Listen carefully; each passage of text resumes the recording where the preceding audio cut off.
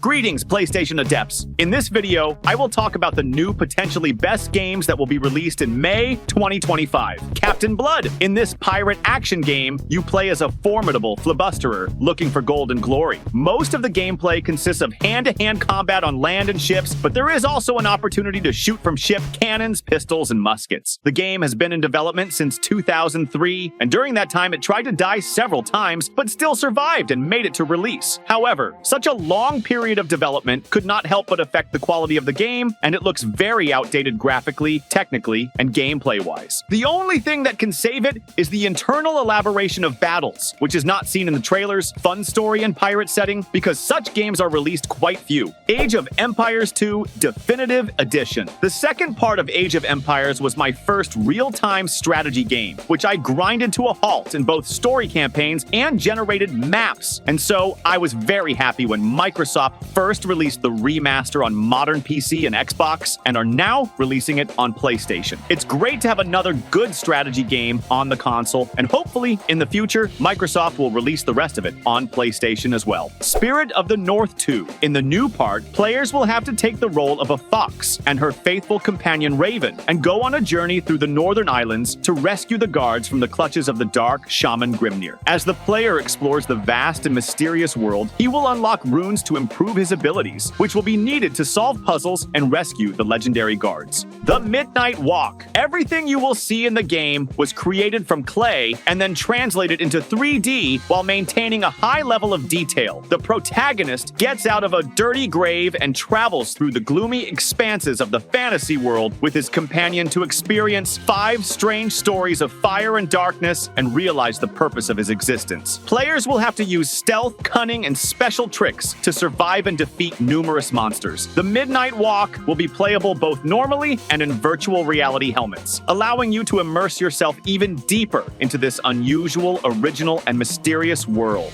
Revenge of the Savage Planet. The sequel of this sci-fi humorous survival game again sends players to explore new mysterious worlds, scan plants there, catch animals with the help of lasso, extract resources, build a base, improve equipment, and fight with local flora and fauna. There is also a cooperative mode for 4 astronauts who can join forces to fight off hostile planets, explore them, and send a report back to Earth. Doom: The Dark Ages. In the new part of the shooter, which is a prequel, you have to go to the kingdom of Argent d'Anur, and in the role of Executioner Rock to make a mess among the hordes of demons. The setting in the game has changed, and now it gives off medieval and dark fantasy, not sci-fi as before. Now, instead of plasma and rockets, weapons are loaded with wooden stakes and skulls, and instead of chainsaw, there is a shield, which can be used both for defense and attack. But the most interesting thing in my opinion is that in some missions, it will be possible to ride a huge dragon and carry death by demons right on it. New Doom will be not only the biggest in duration, it is stated about 20 hours, but also the most brutal, because the game has an improved system of dismemberment, as well as destructibility of the environment. One more innovation concerns difficulty settings. In Dark Ages, there is a bunch of sliders that allow you to flexibly adjust the health of enemies, damage, and even speed, making the game more dynamic, or vice versa to slow it down. And it's good because according to trailers, it seems that the new Doom lost in dynamics. And in general, I am very much waiting for this game and hope that like the previous parts, it will give me a lot of fun and non-stop action, but 20 hours for a shooter, I think it will be a lot. Although, if all these 20 hours will be constantly appearing new weapons, enemies, bosses, and locations, then I don't see the problem. Yasha Legends of the Demon Blade. The action of this isometric roguelite action game takes place in the fantasy era of Edo, where humans and demons once lived in peace, but after the rise to power of the 9-tailed fox, the delicate balance is broken, and demons attack humanity. Play as one of 3 central characters, the immortal ninja, the Oni emissary, or the monstrous samurai, each with their own unique weapons, fighting techniques, and storyline. Gameplay-wise, the game is very reminiscent of Hades, but only in a Japanese setting, and I think it may well brighten the wait for the release of the second installment, which will be released first on PC and Nintendo NC2, and only later on PS5 and Xbox Series. Blades of Fire. The main villain of the game, Queen Nerea, has cast a powerful spell that turns the steel weapons of her enemies to stone, and her monstrous army thus gains an advantage in the war. However, the protagonist, Arandalira, a firstborn from the king's realm, can forge weapons from sacred steel and fight back against the queen's army thanks to sacred scrolls. Weapons can be crafted to suit your fighting style, and the materials you choose affect their weight, length, length, strength, armor penetration, and sharpness, allowing you to create many combinations. The